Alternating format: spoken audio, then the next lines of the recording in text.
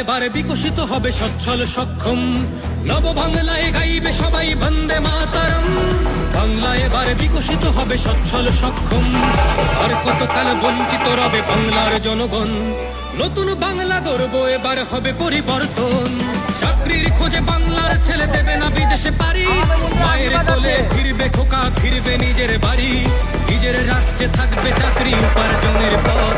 নব বাংলাতে করবে তরুণ নিজের ভবিষ্যৎ, নির্ভয় না